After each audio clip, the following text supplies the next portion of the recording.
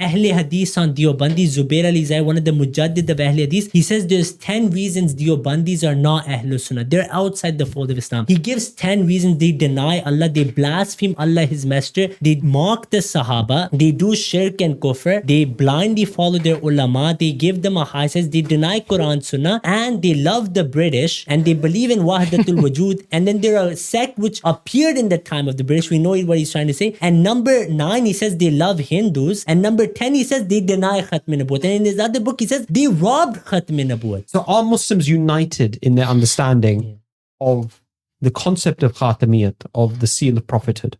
So there's absolutely no unity on Khatm-e-Nubuwwat. Every sect declares the other a denier of Khatm-e-Nubuwwat. You can see it on screen. I'll start with the Barelvis on Deobandi. So this will be a quick exercise where we show every sect declares the other. So it's going to be speed fire, is it? Quick. Okay. Everybody watch this on 0.75 on the re-recording. First reference is Ahmad Raza Khan. He says that make it clear that the Deobandis and us differ on not something small, but rather ikhtilaf, meaning main differences. And it's not haram, halal, rather kufr and Islam, belief and disbelief and Islam. And he says our difference with Deobandis is that these people deny Khatm-e-Nubuwwat. Then he says about us, they believe, Tahir said, we deny Khatm-e-Nubuwwat once. Regarding Deobandis, Ahmad Rida Khan This is says, what they say. We don't this obviously. is what they say, of course. About us, they say we deny Khatm-e-Nubuwwat once. Ahmad Rida Khan says, Deobandis deny Khatm-e-Nubuwwat, Ahle Hadith deny Khatm-e-Nubuwwat 7 times. 6 times. So they denied 6 times, and he says Shia denied 12 times. So they are not united on Khatm-e-Nubuwwat. Regarding this is Barelvi on Deobandis. Next reference, Rahio Sahib, it's on screen. I think. Okay. Just read that. For example, this is what they're saying with Barelvis on Ahlul Hadith. They say Musailma Kazab or Aswad Ansi or Hamdan bin Qarnat or Karmat or Muhammad bin Abdul Wahab ke baad, and they're referring to Yahi Qadiani Sahib and Apne Dawan. So they're saying Muhammad bin Abdul Wahab, who is a Mujaddid of Ahlul Hadith sect. Some of the people who probably going to appear in some time, inshallah, that they are what? He's what? They have claimed Nubuwwat. And claiming Nubuwwat is what? Is kufr. And anyone who does, tries to explain what kufr is, Ibn Taymiyyah says he's a kafir as well. Anyone who tries to defend kufr is a kafir. So this is to the extent of which these fatwa exist, against one another. And I think we probably have a few other, statements as well. We'll go quick to them. Next one is Deobandis on Barelvis. The leader of the Deobandis in the UK passed away a few years ago. He says that Ahmad Raza Khan, his claim, anyone who believes in Khatm-e-Nubuwwat can never make his claim. Yeah.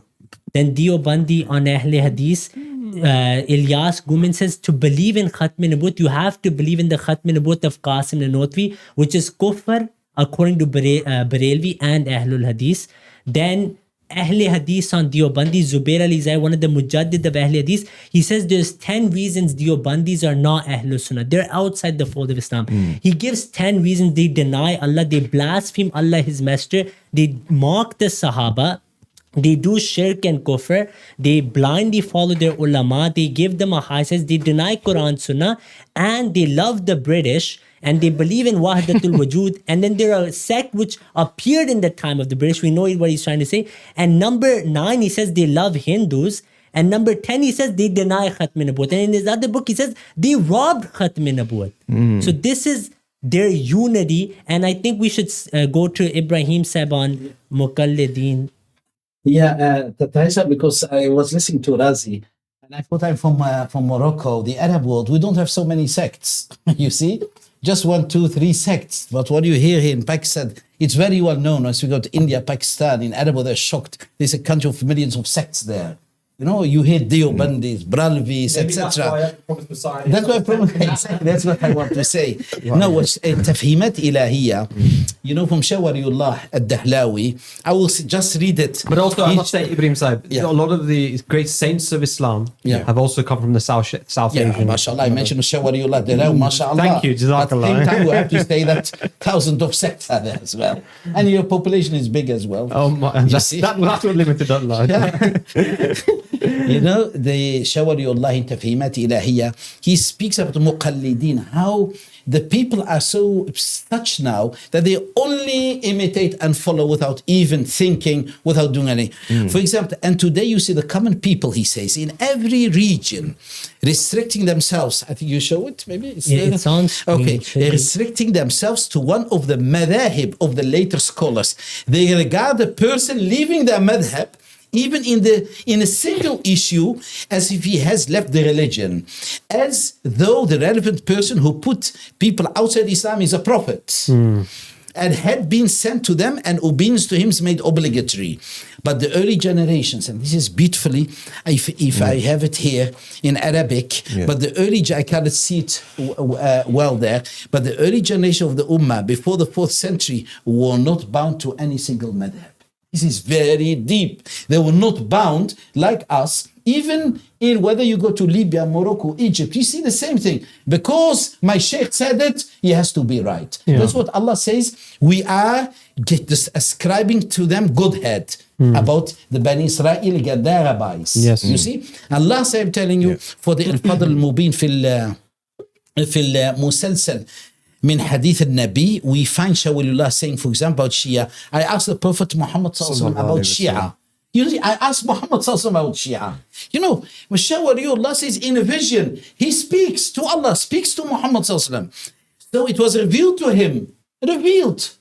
That means the people should immediately. It reminds me, Razi, when I was once almost killed, and I asked the Imam there, the Sheikh, what do you think about these people who claim revelation? He said, كلهم كفار.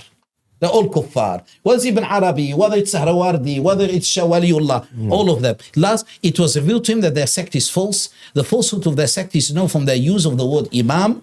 And as you already know, according to them, the Imam is infallible. Obedience to him is obligatory. And he receives hidden revelation. This is the definition of a prophet. Therefore, their sect entails the denial of Khatm-e-Nubuwwat. He said they deny Khatm-e-Nubuwwat completely, the Shia. What I mean, I think this is short. I don't want to go further. That's sufficient. Jazakallah. Mashallah.